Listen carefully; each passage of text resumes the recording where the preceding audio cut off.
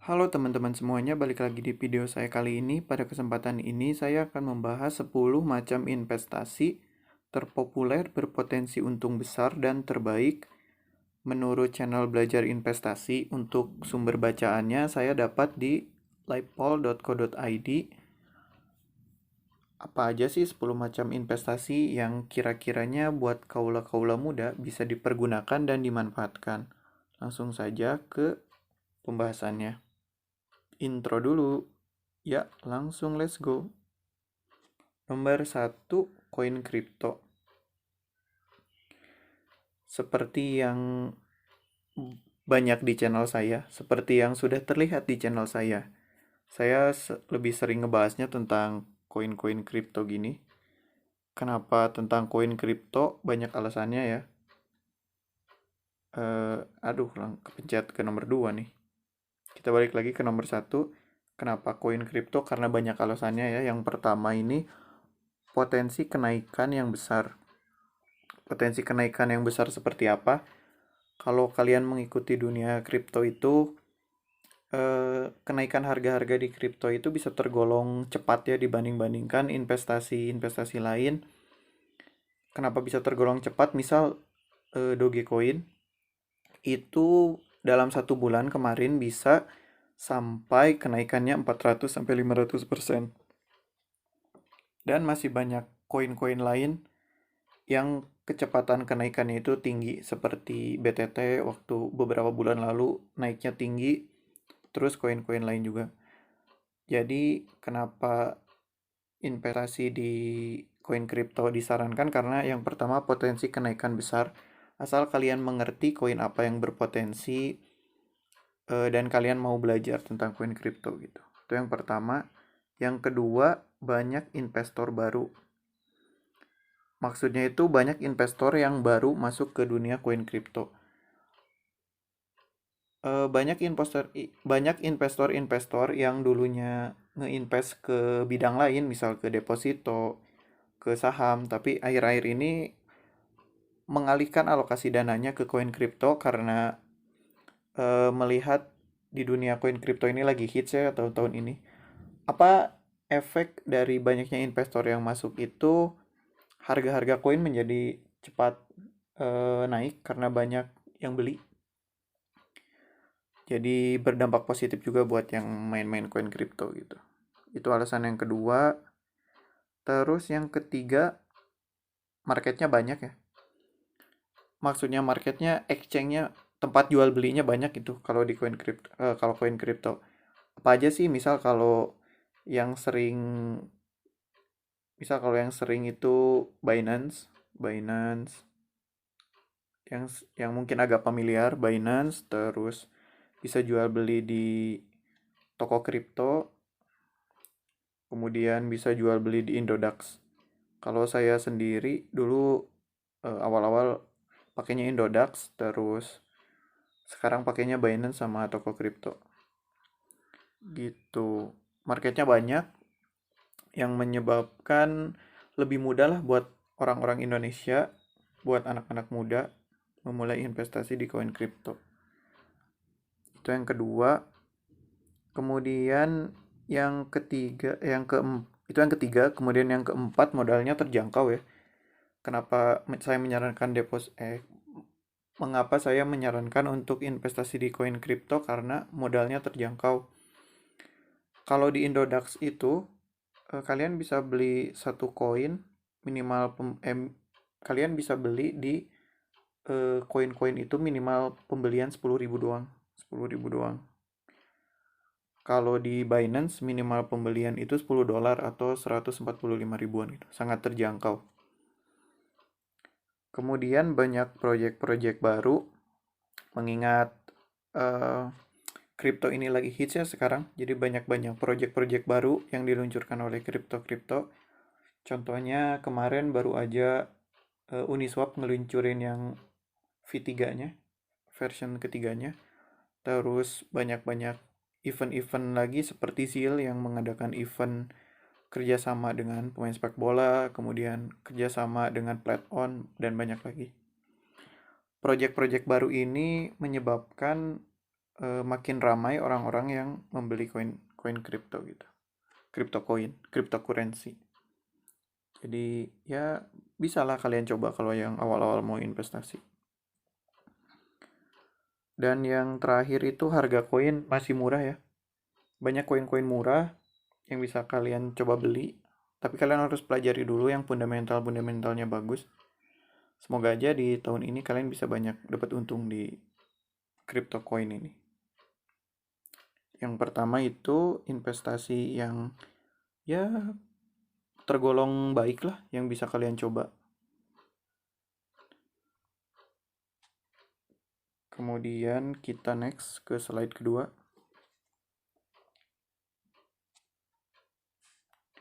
Slide kedua ini ada reksadana.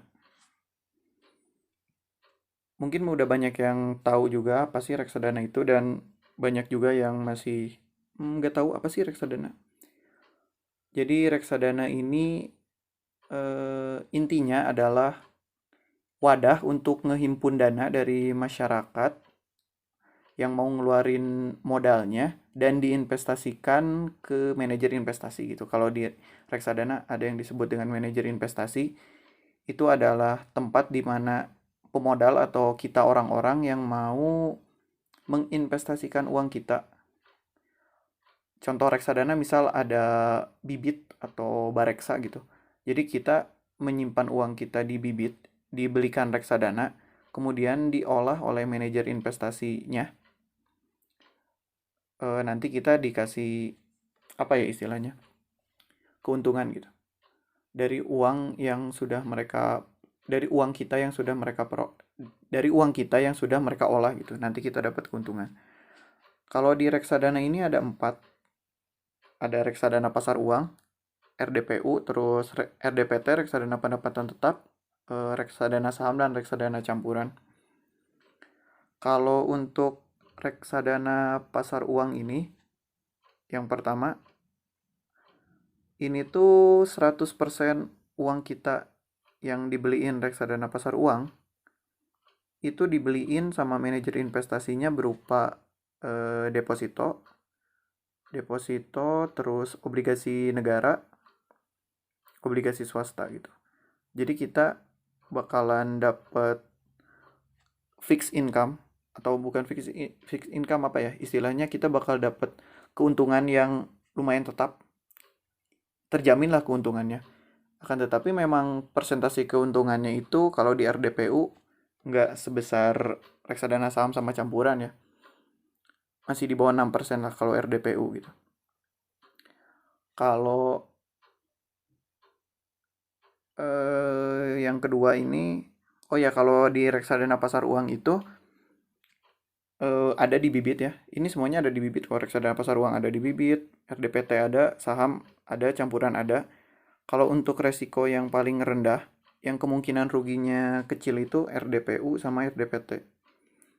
Kalau RDPT itu 80% uangnya disimpan di obligasi negara dan sisanya sekitar 20%-an disimpan di obligasi perusahaan dan pasar uang.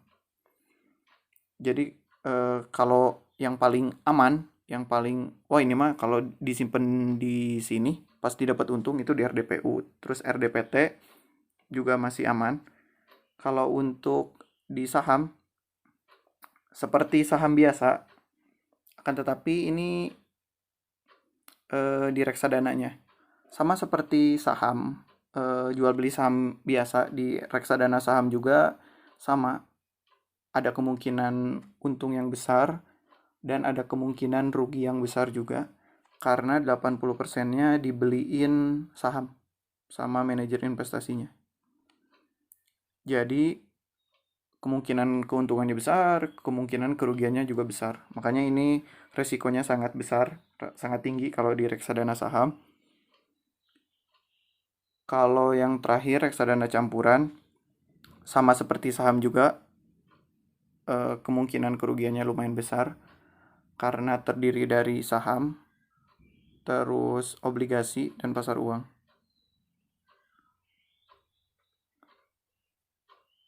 Pasar uang. Kalau dibandingin dari Keempat ini yang paling beresiko, reksadana saham. Akan tetapi sebandingkan resikonya gede, resiko kerugiannya gede, resiko keuntungannya juga besar gitu. Kalau di reksadana kayak gitu. Jadi kita intinya ya kalau di reksadana itu kita cuma nyimpen uang di reksadana, nanti sama manajer investasinya diolah, lalu kita dijanjikan keuntungan sekian persen gitu dari reksadananya itu. Gitu. Kita hapus dulu. Lanjut ke nomor 3. Udah 10 menit ya. Nomor 3 ini ada deposito. Deposito mirip reksadana, akan tetapi ini lebih fix gitu. Lebih fix.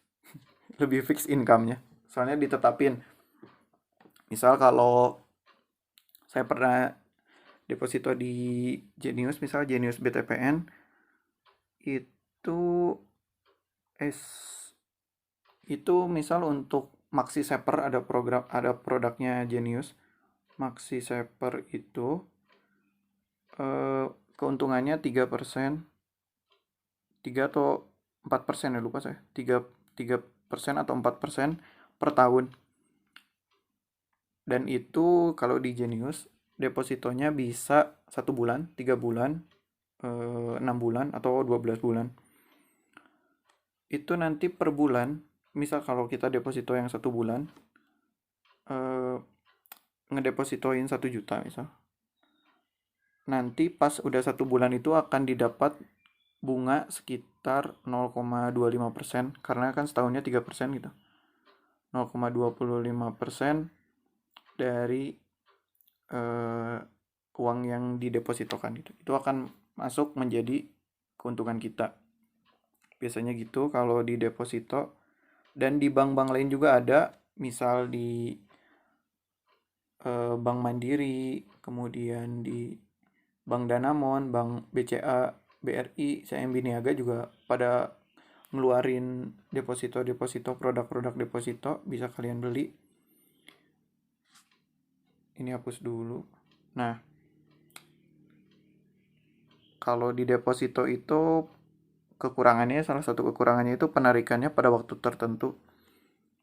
Kan sudah ditentukan, misal kalau bedanya sama reksadana ya, kalau reksadana itu bisa kalian tarik kapanpun. Misal kalau udahlah, udah kira-kira butuh uang, bisa langsung ditarik, dan keuntungan yang didapatnya juga didapat gitu. Misal beli RDPU, reksadana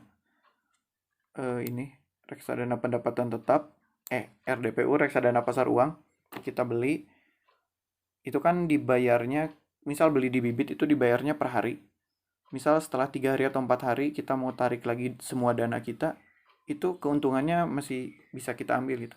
Beda kalau deposito. Kalau deposito itu misal kita depositonya yang 1 bulan, itu modal sama keuntungannya cuma bisa kita ambil pas udah 1 bulan. Kalau kita ngambil di tengah-tengah sebelum jatuh tempo, setiap bank beda-beda peraturannya ya. Kalau di Genius, di BTPN itu bisa diambil, akan tetapi keuntungannya 0. Jadi cuma bisa ambil modal doang. Terus di beberapa bank ada yang bisa diambil dengan bayar kerugian sekian rupiah gitu. Beda-beda, tergantung banknya. Itu kekurangan deposito. Dan bunganya pun tergolong kecil ya, 4-7% per tahun. Dibandingkan dengan koin kripto, dibandingkan dengan reksadana itu jauh ya. Untuk tenornya ini ada 1 bulan, ada 1 bulan sampai 12 bulan, ada 3 bulan, ada 6 bulan gitu. Kalau bunga deposito itu tergantung pada Bank Indonesia ya, acuan Bank Indonesia itu umumnya ya 4-7%-an gitu. Tergantung kebijakan dari bank masing-masingnya sendiri gitu.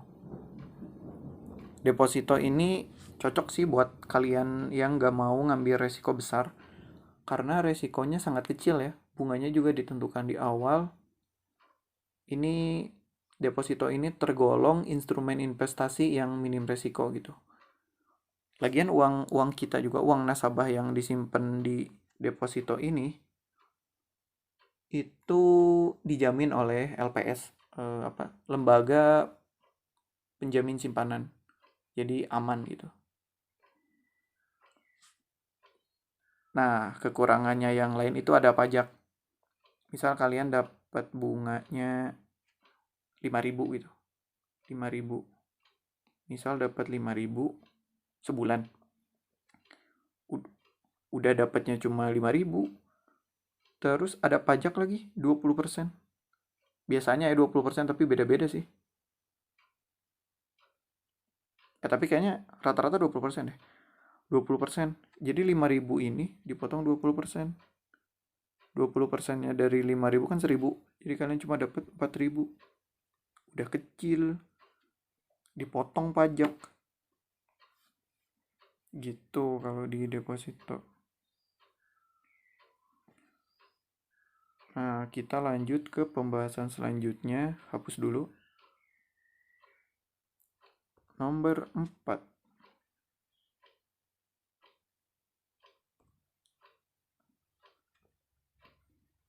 Nomor 4 ini emas.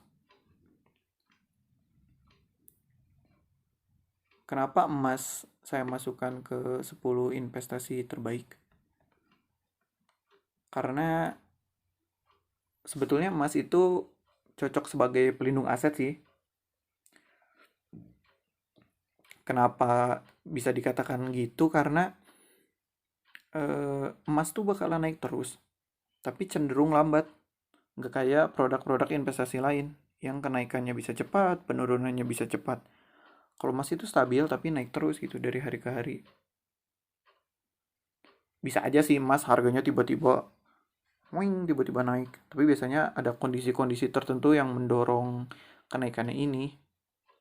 Misal pas lagi corona gini kan beberapa pemilik modal ngelindungi kekayaannya tuh biasanya dibeliin emas biar agak aman gitu, biar lebih aman. Emas itu ada yang berbentuk fisik dan ada emas online. Kalau emas fisik itu bisa kalian beli di Antam, misal emas Antam atau emas-emas perhiasan gitu. Tapi yang karatnya tinggi ya, yang kalau emas perhiasan biar pas dijualnya lagi harganya gak terlalu jauh gitu. Kalau untuk investasi mending beli emas Antam gitu. Kan bisa kalian beli di harga misal 800, pas harganya 1 juta bisa kalian jual gitu. Tapi kan itu beberapa bulan atau mungkin tahun ya, nggak cepat kalau kenaikan harga emas itu. Kalau itu emas yang fisik, kalau emas online misal di Bukalapak ada tuh jual beli emas online, atau di Tokopedia juga ada jual beli eh, apa ya, nabung emas gitu. Bisa beli emas tapi fisiknya gak ada gitu, cuma online. Apa ya istilahnya? Asetnya itu online, cuma bisa kalian cek doang di Bukalapak, misal bisa beli emas. Kalau gak salah namanya buka emas, bisa beli emas gitu. Misal kalian beli 100.000, nanti kalau kalian buka lapaknya ada saldo emas kalian Rp 100.000 sekian gram gitu. Tapi fisiknya nggak ada. Tapi kalau mau diambil fisiknya juga beberapa penyedia penjualan emas online bisa gitu. Bisa kalau mau diambil fisiknya. Terus yang kedua cenderung harga naik. Ya ini keunggulannya ya. Harganya bakal naik terus, akan tetapi lambat banget. Akan cenderung naik akan tetapi lambat gitu. Jadi ini cocok buat eh, kalian-kalian yang sabar, yang mau investasi jangka panjangnya cocok banget. Dan perlu diingat lagi kalau jual beli emas itu memiliki selisih harga ya. Selisih harga jual dan beli. Misal pada detik ini harga jualnya 800, tapi harga beli dari pedagang emasnya 7,5. Jadi kalau beli sekarang terus dijual sekarang rugi kan, rugi 50.000. Oleh karena itu kalau jual beli emas agak lama gitu, soalnya ada selisih harga gitu pas jual belinya. Ini disebutnya apa ya, spread, kalau nggak salah spread, selisih atau spread gitu. Jadi kalau dijual cepat malah rugi gitu. Sebenarnya apa sih keunggulan emas ini? Ya keunggulannya naik terus meskipun lambat. Kekurangannya apa? Ya karena kalau emas fisik ya kekurangannya jelas banyak gitu. Yang pertama, nyimpannya itu kan beresiko. Kan ya beresiko lah kalau nyimpannya itu. Bisa juga sih disimpan di deposit box gitu, safe deposit box. Tapi kan ada biayanya mahal gitu. Kalau disimpan di rumah kan lebih beresiko. Itu paling kekurangannya kalau beli emas fisik. Itu yang keempat, kita hapus dulu. Lanjut ke yang kelima. Yang kelima ini ada surat berharga negara.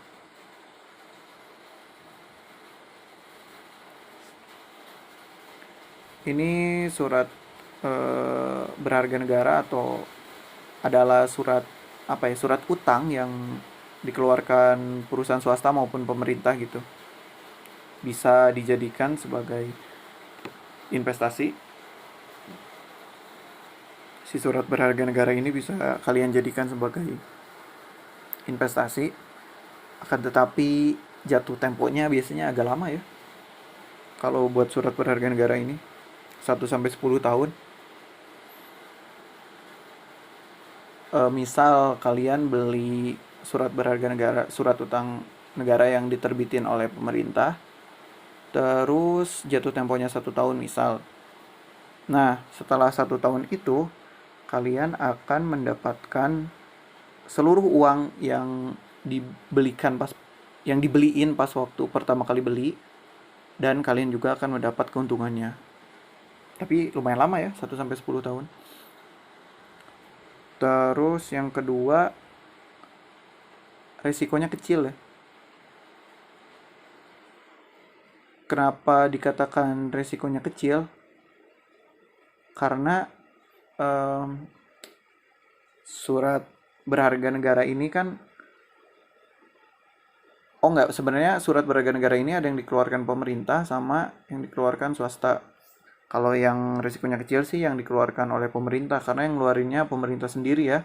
Jadi kemungkinan kecil bagi pemerintah buat gagal bayar gitu. Apa aja sih contohnya yang bisa kita beli ini? Yang pertama surat perbendaharaan, perbendaharaan ini saya tipe. Surat perbendaharaan negara, kemudian obligasi negara retail dan sukuk retail. Ini kalau pemerintah nerbitin surat utang, surat berharga negara bisa kalian beli. Resikonya kecil kalau yang diterbitin pemerintah. Dan itu biasanya lumayan gede ya per tahunnya, bisa melebihi deposito gitu. Akan tetapi ya jatuh temponya lama. Kalian harus sabar aja. Itu aja paling untuk yang kelima. Lanjut ke nomor 6. Saham.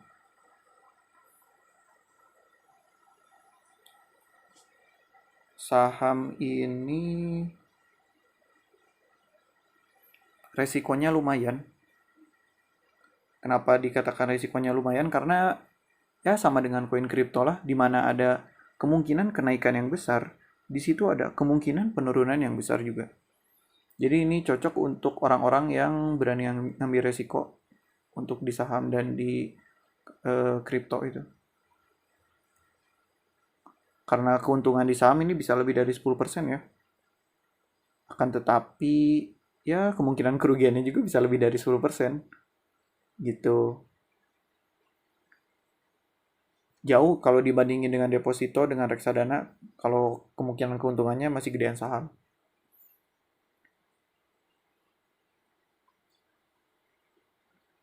Terus yang kedua, ini yang pertama risikonya lumayan gede ya. Keuntungan apa aja sih yang didapat kalau kita beli saham? Itu sebenarnya keuntungannya ada dua. Yang pertama dari capital gain. Capital gain ini keuntungan dari kenaikan harga saham. Misal nih, kalian beli harga saham saham apa ya? BCA misal. Kalian beli saham BCA, BBCA di harga 30.000 misal. Kemudian sekarang misal ya, Sekarang harga saham BCA berapa sih? Tar cek dulu. Harga saham BCA. Oh, sekarang 32.000 ya. Misal kalian beli di harga 30.000, terus ngejual sekarang di harga 32.000. Nah, kan kalian dapat keuntungan sekitar 2.000 tuh. Nah, ini yang disebut keuntungan dari capital gain itu, keuntungan dari kenaikan harga sahamnya. Kalian jual lagi kan di 32.000, jadi kalian dapat keuntungan. Itu yang pertama. Terus keuntungan yang kedua, kalian bisa dapat dividen. Dividen itu apa sih? Dividen itu keuntungan dari laba perusahaan yang diberikan ke yang megang saham gitu. Jadi biasanya perusahaan-perusahaan itu ngebagiin dividen dalam 1 tahun, biasanya berapa kali, 2 atau 3 kali gitu. Beda beda perusahaan, beda beda waktu ngebagiin dividennya, beda banyaknya ngebagiin dividennya juga. Pokoknya biasanya perusahaan-perusahaan yang ngejual beliin sahamnya itu ngebagiin dividen kepada para pemegang sahamnya. Nah, kalian juga akan dapetin dari sini. Jadi keuntungannya dua, dari kenaikan harga dan dari dividen kalau jual beli saham. Terus sebenarnya saham ini kurang cocok buat yang investasi jangka pendek ya. Soalnya keuntungannya itu bakalan terasa banget kalau investasinya di 3 sampai 5 tahun. Karena emang saham kan naik turun ya. Saham tuh harganya naik turun, akan tetapi lama-kelamaan naik sih. Meskipun naik turun tapi cenderung naik gitu. Jadi cocok untuk yang investasi jangka panjang. Terus kalau mau jual beli saham, kalau bisa belajar dulu ya. Soalnya ini bukan bukan kayak, kalau nggak belajar dulu itu jatuhnya bukan jual beli saham, malah jatuhnya judi. Soalnya kan nebak-nebak doang gitu. Mending belajar dulu sahamnya, saham perusahaannya gimana, harga kedepannya gimana, prospek kedepannya gimana, apakah saham gorengan atau saham bagus gitu. Hapus, kita langsung next ke nomor 7. Udah berapa menit ya? Udah 20 menit ya? Salah mencet lagi. Nah, langsung kita ke nomor 7, itu ada peer-to-peer lending. Apa sih peer-to-peer lending itu? Intinya gini sih, peer-to-peer lending itu mempertemukan si pemberi pinjam dengan peminjam. Istilahnya apa ya? Peer-to-peer lending itu cuma tempat doang yang nemuin orang yang mau minjem duit dengan orang yang mau minjemin duit. Gitu. Jadi dipertemukan tuh orang yang butuh duit sama orang yang mau minjemin duit. Platformnya itu kalau peer-to-peer lending, misal Investri atau Amarta gitu.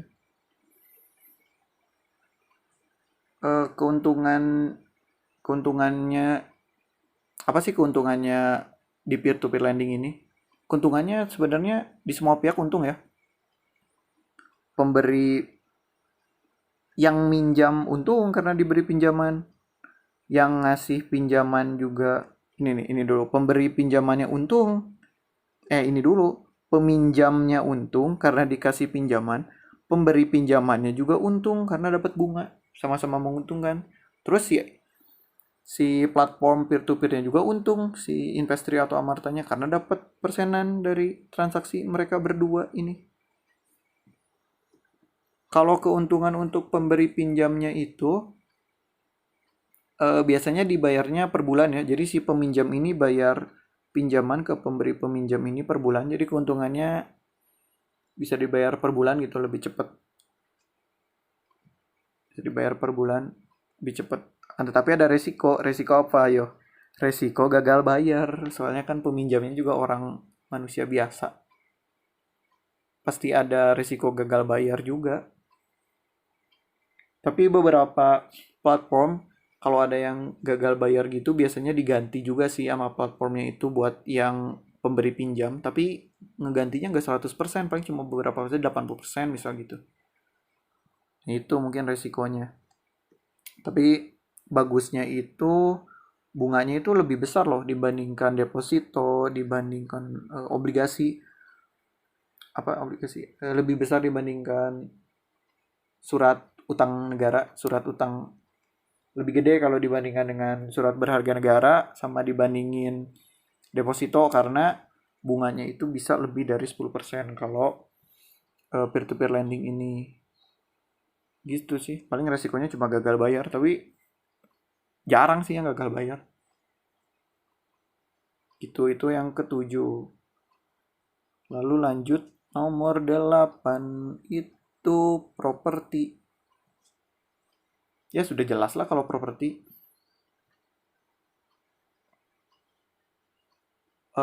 Investasi yang paling populer dari dulu sampai sekarang. Properti itu bentuknya ya salah satu contohnya apartemen atau rumah lah. Karena kebutuhan tempat tinggal yang semakin besar kan, karena dari hari demi hari banyak pertumbuhan penduduk. Jadi emang si bisnis properti ini cukup menjanjikan sih ke depannya. Mengingat harga rumah itu kan terus meningkat ya dari tiap tahun. Bahkan setiap tahun harga peningkatan rumah itu bisa nyampe 15-20% loh per tahun. Mantap gak tuh? Tapi tergantung lokasinya juga. Kalau kalian belinya di tengah kota mungkin bisa lebih loh dari 15-20%. Tapi kalau kalian belinya di atas gunung kan, di atas gunung yang sepi gitu, yang tanahnya mungkin gak dipakai apa-apa, tanahnya gak dipakai pertanian, gak dipakai perumahan, gak dipakai rumah gitu, kan nggak akan naik juga gitu. Tapi kekurangannya ya ini modalnya besar. Yang penting sih kalau jual beli properti kalian bisa dapat properti di harga yang tepat, di harga yang terbaik, dan bisa menjualnya lagi di saat yang tepat, itu untungnya besar banget. To the moon. Itu kalau di properti. Dan selain sebagai investasi, properti juga kan bisa digunakan buat tempat tinggal kalian gitu, buat rumah. Ya kan, misal propertinya rumah ya bisa kalian tinggali. Jadi kalian gak usah bayar kontrakan gitu, gak usah ngekos. Lebih lebih murah juga kan kalau kalau kalian punya rumah sendiri gitu untuk kebutuhan sehari-harinya juga. Ya kan, tetapi ya itu balik lagi ke modalnya gede, ratusan juta hingga miliaran rupiah mungkin ya. Ini untuk properti. Hapus dulu tulisannya, lanjut ke nomor 9, berlian. Kenapa berlian? Karena berlian ini digolongkan ke dalam batu mulia ya, dan merupakan aset real. Aset real itu maksudnya asetnya ada gitu, bisa dilihat sama mata, dan indah gitu kalau ngelihat berlian ini. Sebenarnya berlian itu kalah populer sih kalau dibandingin sama emas ya. Kalau sama emas dibandinginnya kalah lah. Emas lebih laku, lebih laris. Akan tetapi kalau besi berlian ini misal dijadiin perhiasan ya, harganya kan bisa mahal banget, bisa 50 jutaan gitu ke atas. Lebih mahal, dan sebenarnya kalau untuk keuntungan bisa lebih gede juga dibandingin emas. Asal ngejual dan belinya di saat yang tepat aja. Dan ini ada aset realnya ya, jadi bisa kalian pegang gitu. Kalau emang harganya lagi jelek, kalian hold aja beberapa bulan, beberapa tahun gitu.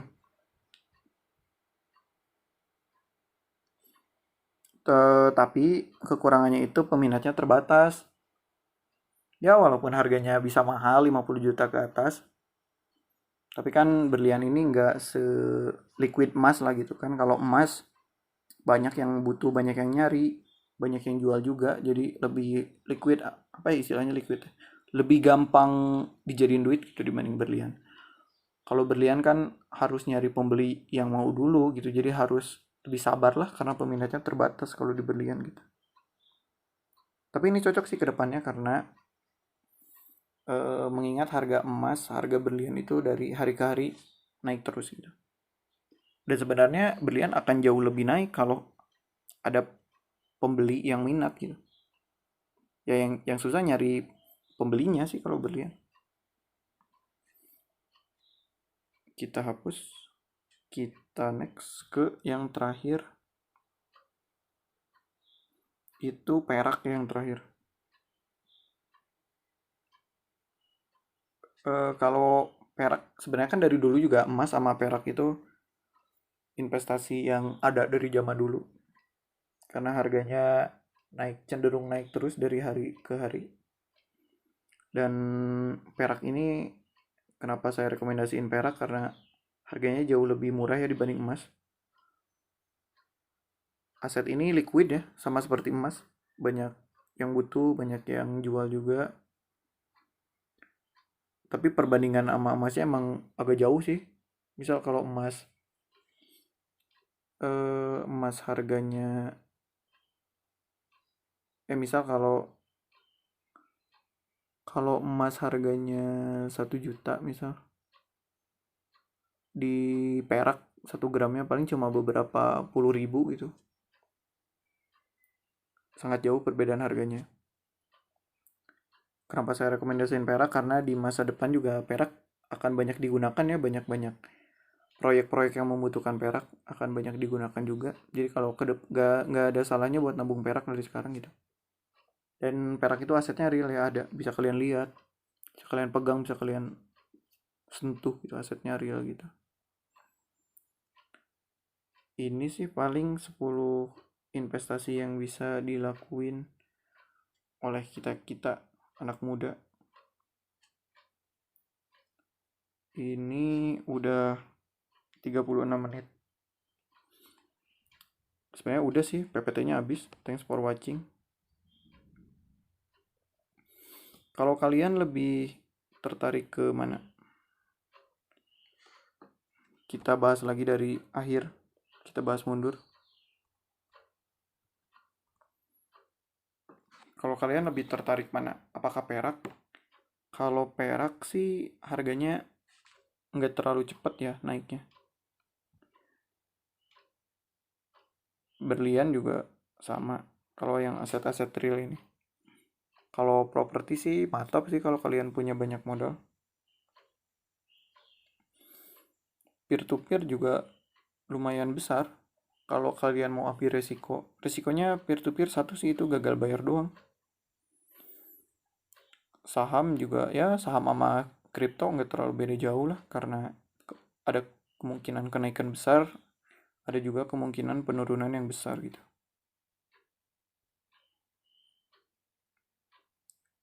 Terus surat berharga negara, ya kalau surat berharga negara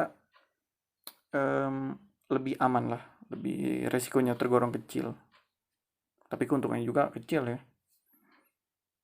Kalau emas ini ya kayak tadi, kayak perak sama berlian.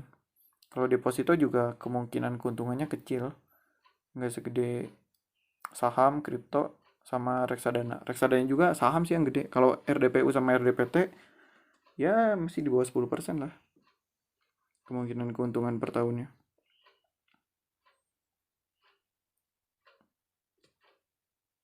Yang terakhir ya ini. Yang pertama tadi dibahas koin kripto gitu. Gitu aja sih paling. Kita ke slide pertama lagi. Gitu aja sih paling 10 macam investasi terpopuler dan berpotensi untung besar dan terbaik menurut channel ini, channel belajar investasi. Halo teman-teman semuanya, balik lagi di video saya kali ini. Pada kesempatan ini saya akan membahas 10 macam investasi terpopuler, berpotensi untung besar dan terbaik menurut channel belajar investasi. Untuk sumber bacaannya saya dapat di livepol.co.id. Apa aja sih 10 macam investasi yang kira-kiranya buat kaula-kaula muda bisa dipergunakan dan dimanfaatkan? Langsung saja ke pembahasannya. Intro dulu. Ya, langsung let's go. Nomor 1, koin kripto. Seperti yang banyak di channel saya, seperti yang sudah terlihat di channel saya lebih sering ngebahasnya tentang koin-koin kripto gini. Kenapa tentang koin kripto? Banyak alasannya ya. Kepencet ke nomor 2 nih. Kita balik lagi ke nomor 1. Kenapa koin kripto? Karena banyak alasannya ya. Yang pertama ini potensi kenaikan yang besar. Potensi kenaikan yang besar seperti apa? Kalau kalian mengikuti dunia kripto itu, kenaikan harga-harga di kripto itu bisa tergolong cepat ya dibanding-bandingkan investasi-investasi lain.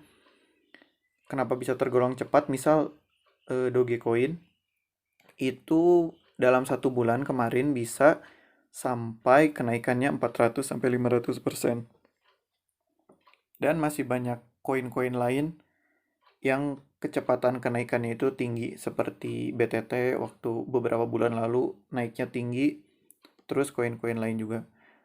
Jadi kenapa investasi di koin kripto disarankan? Karena yang pertama potensi kenaikan besar.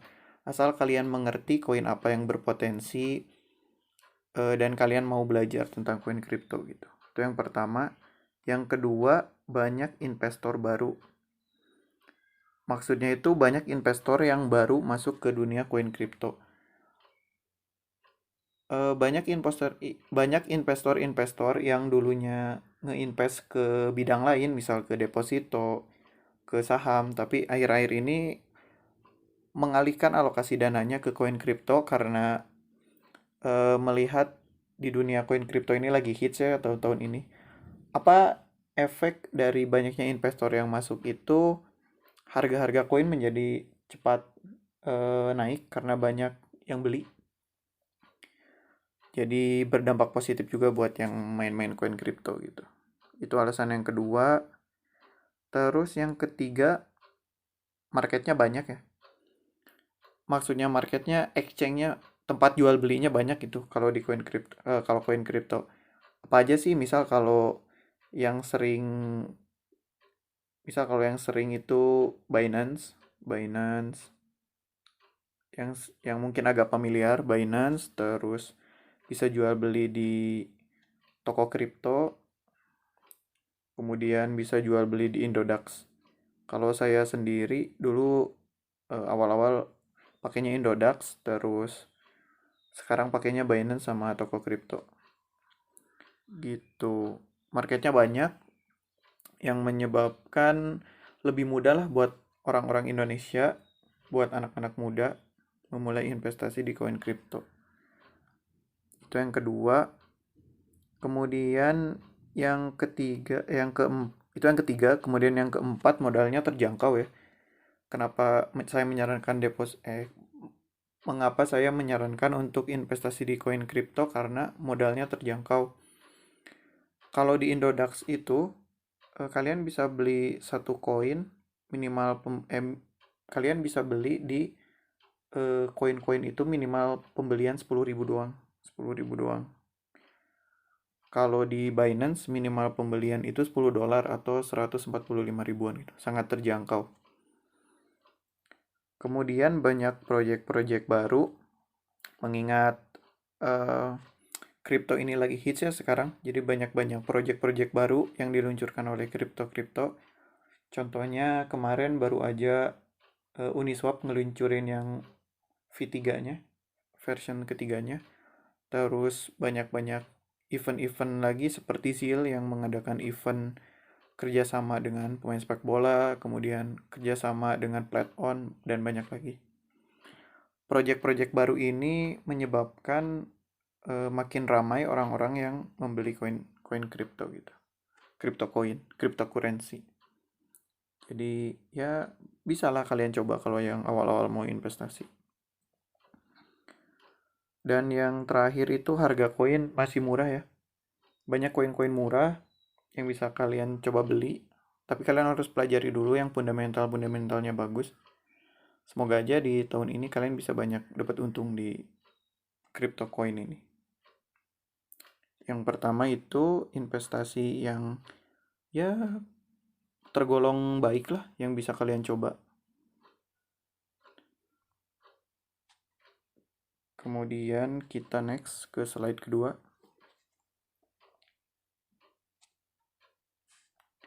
Slide kedua ini ada reksadana. Mungkin udah banyak yang tahu juga apa sih reksadana itu dan banyak juga yang masih nggak tahu apa sih reksadana. Jadi reksadana ini intinya adalah wadah untuk ngehimpun dana dari masyarakat yang mau ngeluarin modalnya dan diinvestasikan ke manajer investasi gitu. Kalau di reksadana ada yang disebut dengan manajer investasi, itu adalah tempat di mana pemodal atau kita orang-orang yang mau menginvestasikan uang kita. Contoh reksadana misal ada Bibit atau Bareksa gitu. Jadi kita menyimpan uang kita di Bibit, dibelikan reksadana, kemudian diolah oleh manajer investasinya. Nanti kita dikasih apa ya istilahnya? Keuntungan gitu. Dari uang yang sudah mereka dari uang kita yang sudah mereka dari uang kita yang sudah mereka olah gitu. Nanti kita dapat keuntungan. Kalau di reksadana ini ada 4.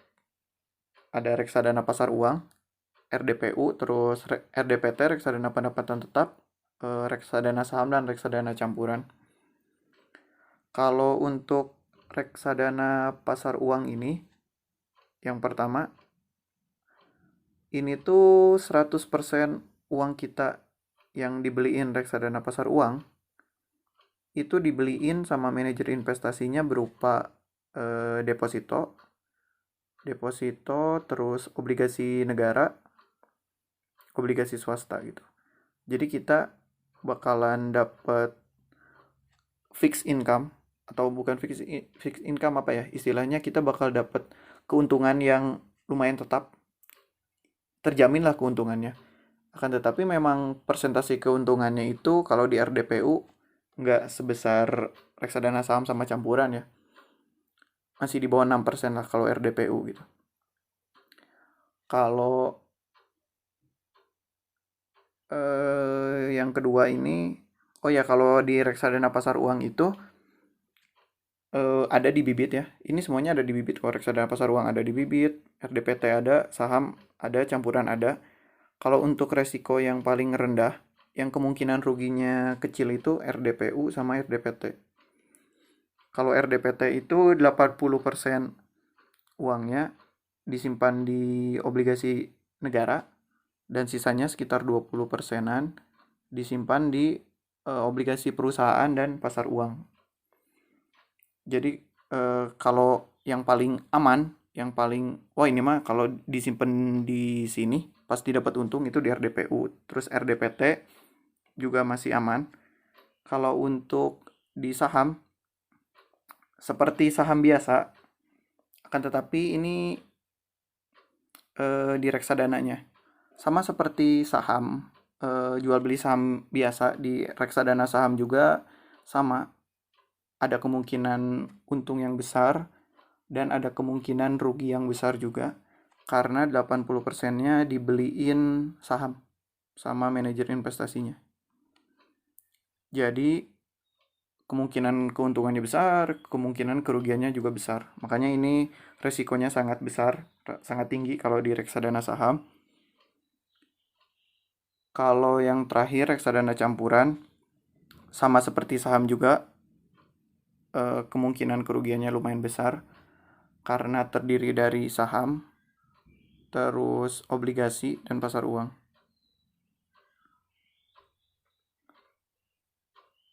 Pasar uang. Kalau dibandingin dari keempat ini, yang paling beresiko reksadana saham. Akan tetapi sebandingkan risikonya gede, resiko kerugiannya gede, resiko keuntungannya juga besar gitu.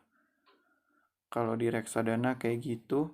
Jadi kita intinya ya, kalau di reksadana itu kita cuma nyimpen uang di reksadana, nanti sama manajer investasinya diolah, lalu kita dijanjikan keuntungan sekian persen gitu dari reksadananya itu.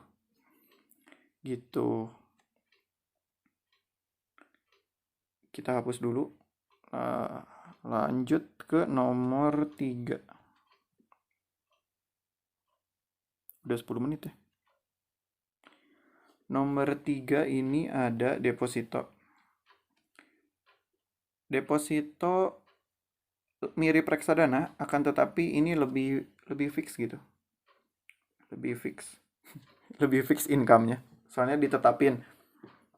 Misal kalau Saya pernah deposito di Genius, misal Genius BTPN, itu itu misal untuk Maxi Saver ada produknya Genius. Maxi Saver itu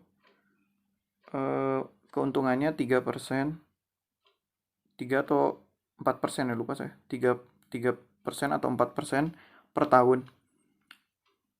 Dan itu kalau di Genius depositonya bisa 1 bulan, 3 bulan, 6 bulan atau 12 bulan. Itu nanti per bulan, misal kalau kita deposito yang 1 bulan, ngedepositoin 1 juta misal. Nanti pas udah 1 bulan itu akan didapat bunga sekitar 0,25%, karena kan setahunnya 3% gitu. 0,25% dari uang yang didepositokan gitu. Itu akan masuk menjadi keuntungan kita. Biasanya gitu kalau di deposito. Dan di bank-bank lain juga ada, misal di Bank Mandiri, kemudian di Bank Danamon, Bank BCA, BRI, CIMB Niaga juga pada ngeluarin deposito, produk-produk deposito, bisa kalian beli. Ini hapus dulu. Nah,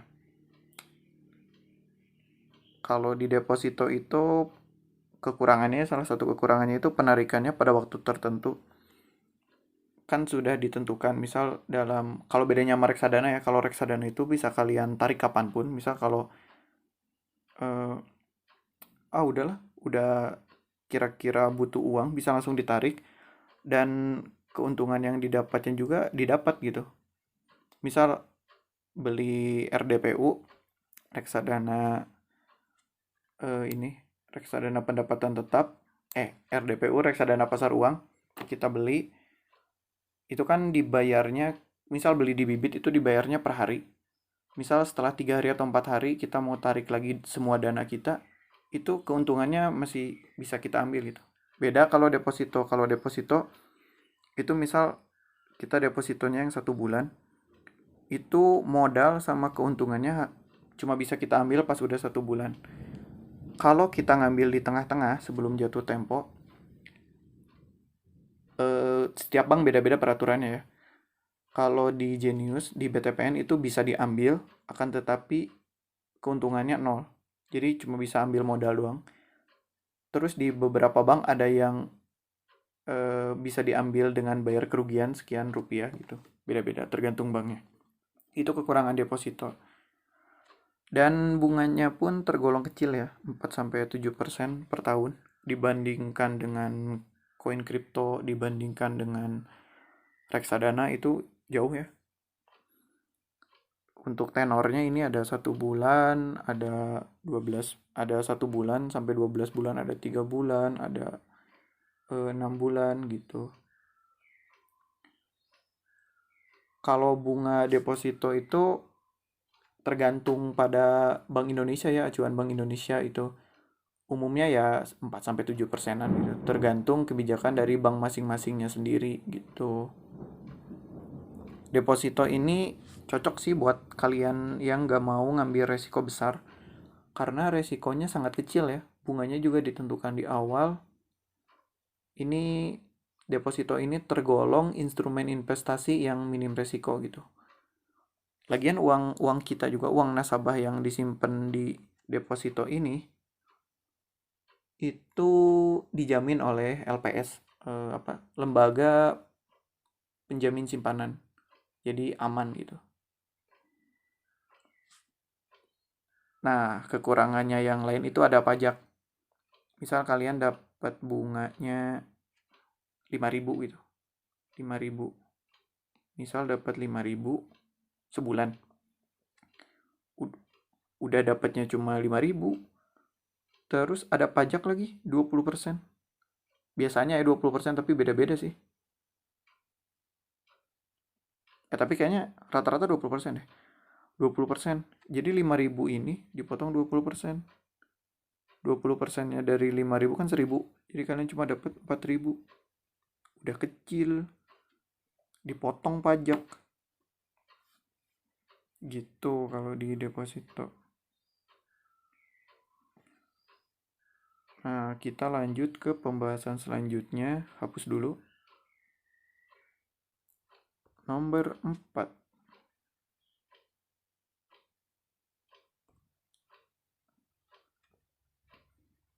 Nomor 4 ini emas. Kenapa emas saya masukkan ke 10 investasi terbaik? Karena sebetulnya emas itu cocok sebagai pelindung aset sih. Kenapa bisa dikatakan gitu? Karena emas tuh bakalan naik terus, tapi cenderung lambat.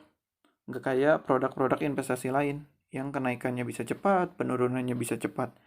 Kalau emas itu stabil tapi naik terus gitu dari hari ke hari. Bisa aja sih emas harganya tiba-tiba wing tiba-tiba naik, tapi biasanya ada kondisi-kondisi tertentu yang mendorong kenaikannya ini.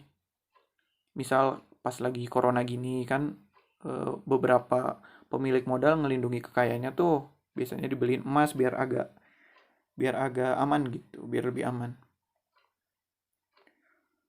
Emas itu ada yang berbentuk fisik dan ada emas online. Kalau emas fisik itu bisa kalian beli di Antam, misal emas Antam atau emas-emas perhiasan gitu.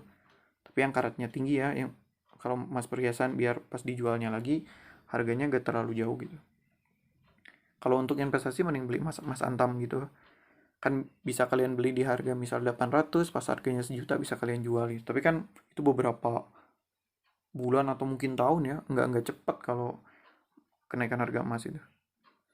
Kalau itu emas yang fisik, kalau emas online misal di Bukalapak ada tuh jual beli emas online, atau di Tokopedia juga ada jual beli eh, apa ya, nabung emas gitu. Bisa beli emas tapi fisiknya gak ada gitu, cuma online. Apa ya istilahnya? Asetnya itu online, cuma bisa kalian cek doang di Bukalapak, misal bisa beli emas.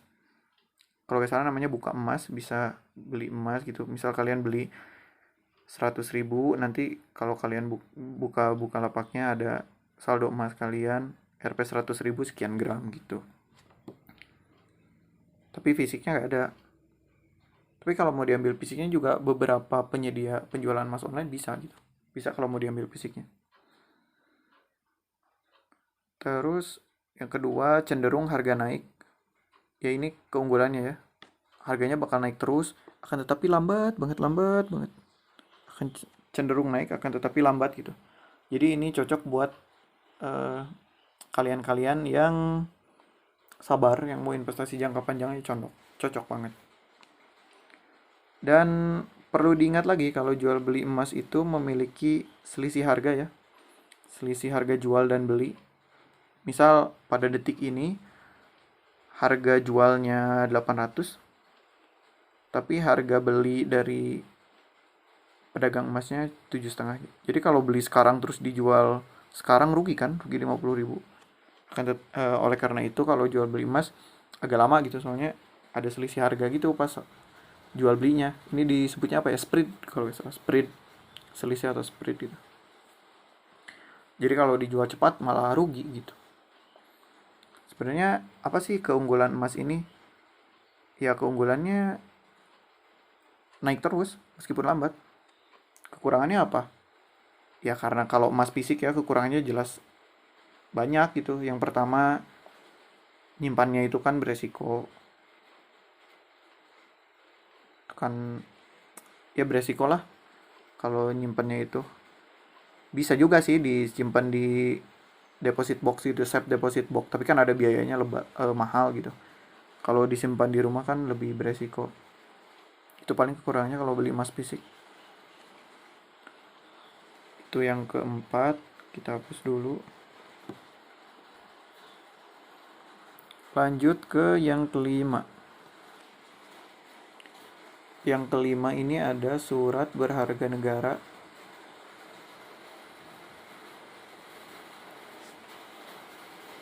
Ini surat berharga negara atau adalah surat apa ya, surat utang yang dikeluarkan perusahaan swasta maupun pemerintah gitu, bisa dijadikan sebagai investasi.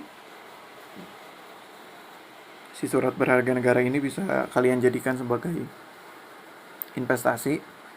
Akan tetapi jatuh temponya biasanya agak lama ya. Kalau buat surat berharga negara ini 1 sampai 10 tahun. Misal kalian beli surat berharga negara, surat utang negara yang diterbitin oleh pemerintah, terus jatuh temponya 1 tahun misal. Nah, setelah 1 tahun itu, kalian akan mendapatkan seluruh uang yang dibeliin pas waktu pertama kali beli, dan kalian juga akan mendapat keuntungannya. Tapi lumayan lama ya, 1 sampai 10 tahun. Terus yang kedua, resikonya kecil ya. Kenapa dikatakan resikonya kecil? Karena surat berharga negara ini kan, sebenarnya surat berharga negara ini ada yang dikeluarkan pemerintah sama yang dikeluarkan swasta. Kalau yang risikonya kecil sih yang dikeluarkan oleh pemerintah, karena yang ngeluarinnya pemerintah sendiri ya. Jadi kemungkinan kecil bagi pemerintah buat gagal bayar gitu. Apa aja sih contohnya yang bisa kita beli ini? Yang pertama surat perbendaharaan, ini saya tipe. Surat perbendaharaan negara, kemudian obligasi negara retail, dan sukuk retail. Ini kalau pemerintah nerbitin surat berharga negara bisa kalian beli. Resikonya kecil kalau yang diterbitin pemerintah, dan itu biasanya lumayan gede ya per tahunnya, bisa melebihi deposito gitu. Akan tetapi ya jatuh temponya lama, kalian harus sabar aja. Itu aja paling untuk yang kelima. Lanjut ke nomor 6. Saham.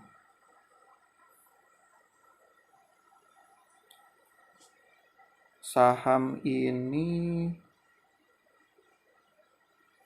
resikonya lumayan. Kenapa dikatakan resikonya lumayan? Karena ya sama dengan koin kripto lah, di mana ada kemungkinan kenaikan yang besar, di situ ada kemungkinan penurunan yang besar juga. Jadi ini cocok untuk orang-orang yang berani ngambil resiko untuk di saham dan di kripto itu. Karena keuntungan di saham ini bisa lebih dari 10% ya. Akan tetapi ya kemungkinan kerugiannya juga bisa lebih dari 10%. Gitu. Jauh kalau dibandingin dengan deposito, dengan reksadana, kalau kemungkinan keuntungannya masih gedean saham.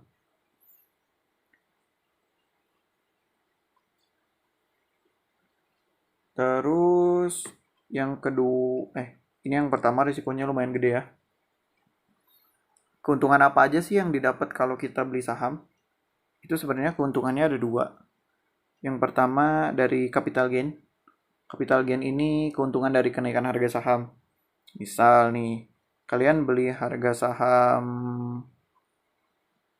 apa ya? BCA misal. Kalian beli saham BCA, BBCA di harga 30.000 misal. Kemudian sekarang misal ya.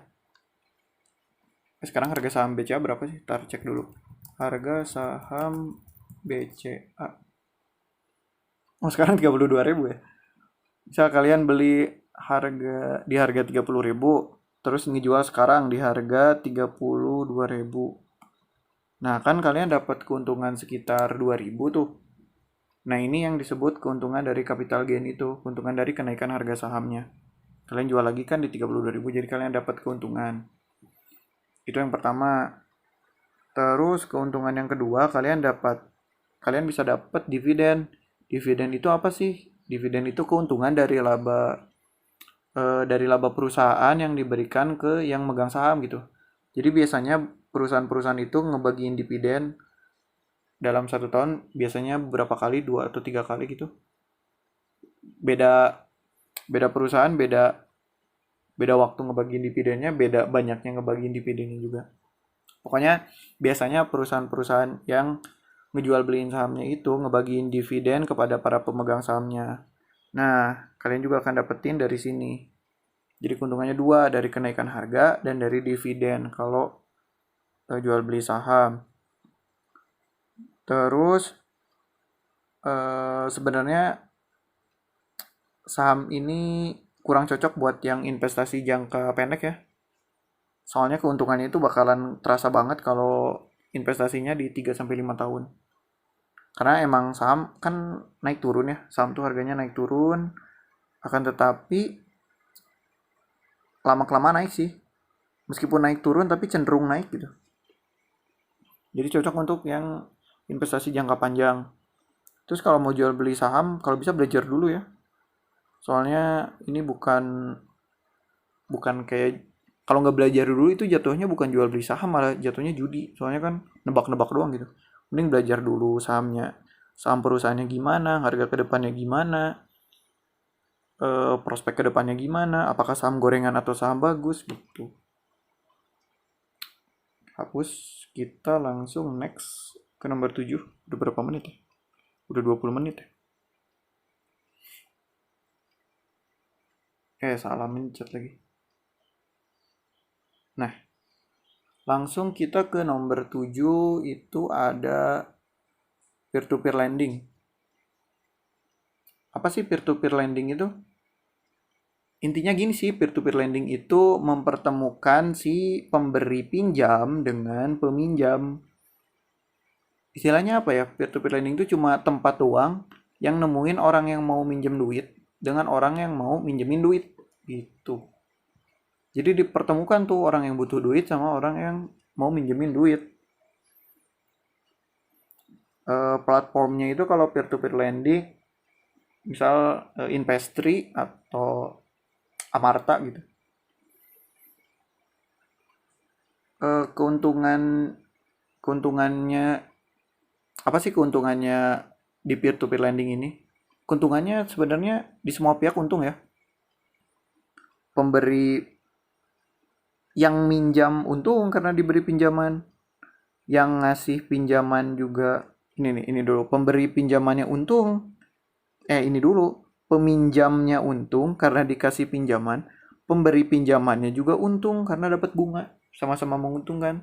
Terus si platform peer-to-peernya juga untung, si Investri atau Amartanya, karena dapat persenan dari transaksi mereka berdua ini.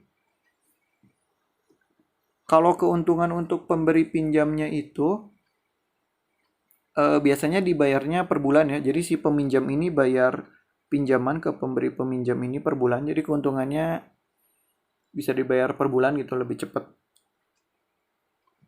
Bisa dibayar per bulan, lebih cepat. Tetapi ada resiko. Resiko apa yo? Resiko gagal bayar. Soalnya kan peminjamnya juga orang manusia biasa. Pasti ada resiko gagal bayar juga.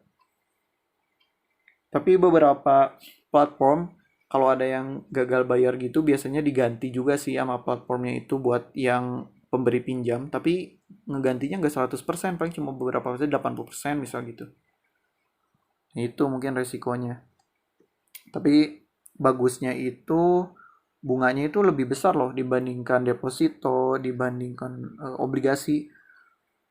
Apa obligasi? Lebih besar dibandingkan surat utang negara, surat utang lebih gede kalau dibandingkan dengan surat berharga negara sama dibandingin deposito, karena bunganya itu bisa lebih dari 10% kalau peer-to-peer lending ini.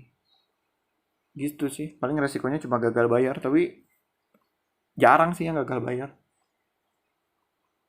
Gitu, itu yang ketujuh. Lalu lanjut nomor 8 itu properti. Ya sudah jelas lah kalau properti.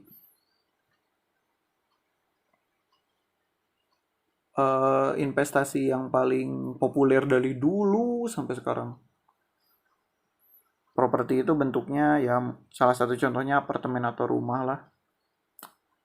Karena kebutuhan tempat tinggal yang semakin besar kan, karena dari hari demi hari banyak pertumbuhan penduduk.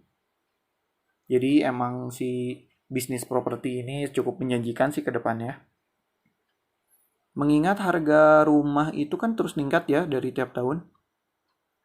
Bahkan setiap tahun harga peningkatan rumah itu bisa nyampe 15-20% loh per tahun. Mantap gak tuh? Tapi tergantung lokasinya juga. Kalau kalian belinya di tengah kota mungkin bisa lebih loh dari 15-20%. Tapi kalau kalian belinya di atas gunung kan, di atas gunung yang sepi gitu, yang tanahnya mungkin gak dipakai apa-apa, tanahnya gak dipakai pertanian, gak dipakai perumahan, gak dipakai rumah gitu, kan nggak akan naik juga gitu. Tapi kekurangannya ya ini modalnya besar. Yang penting sih kalau jual beli properti kalian bisa dapat properti di harga yang tepat, di harga yang terbaik, dan bisa menjualnya lagi di saat yang tepat, itu untungnya besar banget. To the moon. Itu kalau di properti. Dan selain sebagai investasi, properti juga kan bisa digunakan buat tempat tinggal kalian gitu, buat rumah. Ya kan, misal propertinya rumah ya bisa kalian tinggali. Jadi kalian gak usah bayar kontrakan gitu, gak usah ngekos. Lebih lebih murah juga kan kalau kalau kalian punya rumah sendiri gitu untuk kebutuhan sehari-harinya juga. Ya kan, tetapi ya itu balik lagi ke modalnya gede, ratusan juta hingga miliaran rupiah mungkin ya. Ini untuk properti. Hapus dulu tulisannya, lanjut ke nomor 9, berlian. Kenapa berlian? Karena berlian ini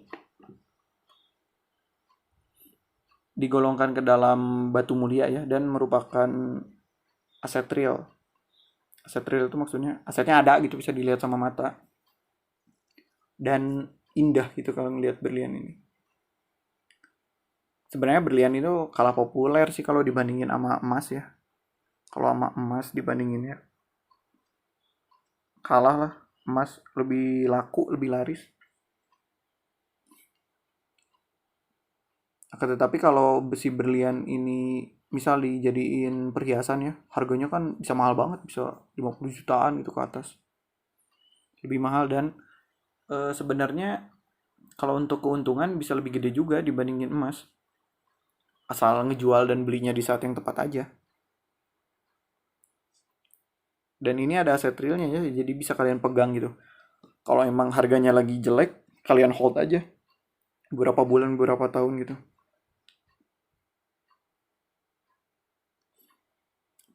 Tapi kekurangannya itu peminatnya terbatas.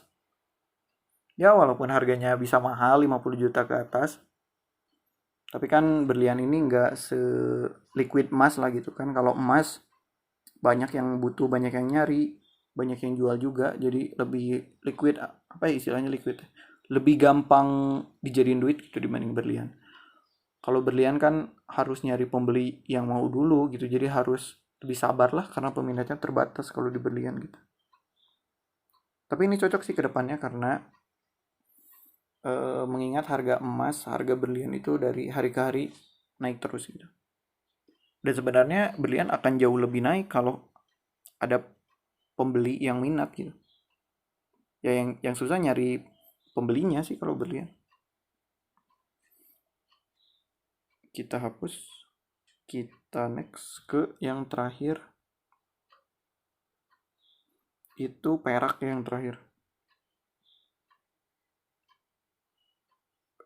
Kalau perak sebenarnya kan dari dulu juga emas sama perak itu investasi yang ada dari zaman dulu, karena harganya cenderung naik terus dari hari ke hari. Dan perak ini, kenapa saya rekomendasiin perak, karena harganya jauh lebih murah ya dibanding emas. Aset ini liquid ya, sama seperti emas, banyak yang butuh, banyak yang jual juga. Tapi perbandingan sama emasnya emang agak jauh sih. Misal kalau emas harganya, misal kalau kalau emas harganya 1 juta misal, di perak 1 gramnya paling cuma beberapa puluh ribu gitu. Sangat jauh perbedaan harganya.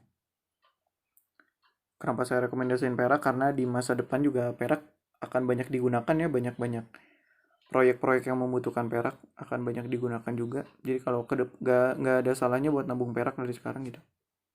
Dan perak itu asetnya real ya, ada, bisa kalian lihat, bisa kalian pegang, bisa kalian sentuh gitu, asetnya real gitu. Ini sih paling 10 investasi yang bisa dilakuin oleh kita anak muda. Ini udah 36 menit. Sebenarnya udah sih, PPT-nya habis. Thanks for watching. Kalau kalian lebih tertarik ke mana? Kita bahas lagi dari akhir. Kita bahas mundur. Kalau kalian lebih tertarik mana? Apakah perak? Kalau perak sih harganya nggak terlalu cepat ya naiknya. Berlian juga sama. Kalau yang aset-aset real ini. Kalau properti sih mantap sih kalau kalian punya banyak modal. Peer to peer juga lumayan besar. Kalau kalian mau ambil resikonya peer to peer satu sih itu gagal bayar doang. Saham juga ya, saham sama kripto nggak terlalu beda jauh lah, karena ada kemungkinan kenaikan besar, ada juga kemungkinan penurunan yang besar gitu.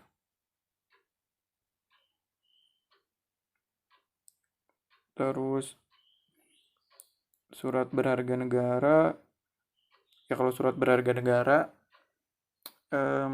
lebih aman lah, lebih resikonya tergolong kecil, tapi keuntungannya juga kecil ya. Kalau emas ini ya kayak tadi, kayak perak sama berlian. Kalau deposito juga kemungkinan keuntungannya kecil, nggak segede saham, kripto, sama reksadana. Reksadana juga saham sih yang gede. Kalau RDPU sama RDPT ya masih di bawah 10% lah kemungkinan keuntungan per tahunnya.